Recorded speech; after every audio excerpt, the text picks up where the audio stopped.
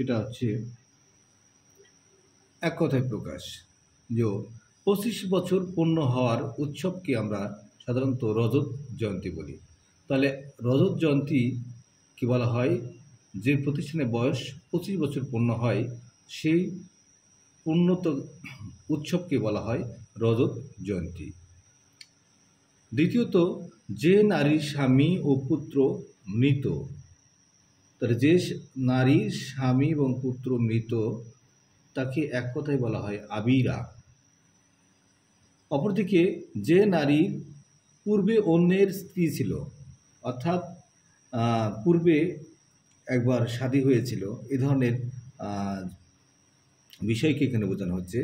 যে নারী পূর্বে অন্যের স্ত্রী ছিল, এক কথায় বলা হয় অন্য পূর্বা।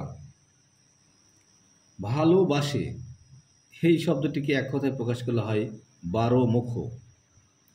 যা পূর্বে ছিল এখন নেই, এই বাক্যের এক কথায় প্রকাশ হবে ভৌতপূর্ব। যুদ্ধ থেকে যে বীর পালায় না, একে এক কথায় বলা হয় সংসপ্তক। ইতিহাস বিষয়ে অভিজ্ঞ যিনি, ইতিহাস বিষয়ে অভিজ্ঞ যিনি তাকে এক কথায় বলা হয় ইতিহাসবেত্তা। বিশেষ খ্যাতি আছে যার বা বিশেষ গুণ আছে যার, এমন ক্ষেত্রে আমরা এক কথায় বলি বিশেষ খ্যাতি আছে যার, তাকে এক কথায় বলি বিখ্যাত। ক্ষুদ্র নাটক, যাকে আমরা এক কথায় বলি নাটিকা। ক্ষুদ্র নদী মানে ছোট ছোট নদীকে বলা হয় ক্ষুদ্র নদী, যাকে এক কথায় বলা হয় সারণী। ক্ষুদ্র হাঁস, এই হাঁসকে আমরা সাধারণত বলে থাকি পাতিহাঁস। বহুর মধ্য একটি, এর এক কথায় প্রকাশ হচ্ছে অন্যতম। অরিকে দমন করে যে, এক কথায় বলা হয় অরিন্দম। হাতের তৃতীয় আঙ্গুল, একে এক কথায় বলা যায় মধ্যমা।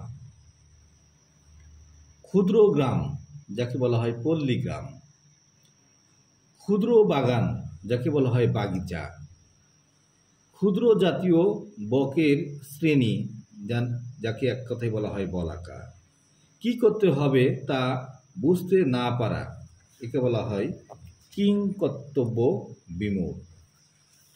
পা থেকে মাথা পর্যন্ত, একে এক কথায় প্রকাশ করা হয় আপাত মস্তক। জায়া ও পতি, এই জায়াকে বলা হয় স্বামী আর পতিকে বলা হয় স্ত্রী, এই দুটোর সমন্বয়ে এক কথায় প্রকাশ করা হয় দম্পতি। মূলত আমরা সরাসরি দম্পতির কি বিশ্লেষণ করলে আমরা পাই জম্পতি, আর জম্পতি থেকে কিন্তু দম্পতি শব্দটি এসেছে, যাকে এক কথায় প্রকাশ করা হয়েছে।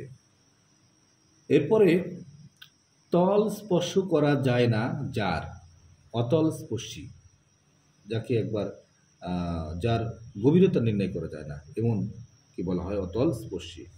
স্বামীর চিতায় পুড়ে মরা, স্বামীর চিতায় পুড়ে মরা, এক কথায় বলা হয় সহমরণ, যা অনেক পূর্বে হিন্দু শাস্ত্রে এমন একটা নিয়ম ছিল যে স্বামী মারা গেলে সঙ্গে সঙ্গে জানত স্ত্রীকে তার সঙ্গে পুড়িয়ে মারা হতো, তাকে বলা হয় সহমরণ। ইতিহাস রচনা করেন যিনি, তাকে বলা হয় ঐতিহাসিক, এক কথায় বলা হয়। উপকারীর উপকার স্বীকার করে না যে অকৃতজ্ঞ।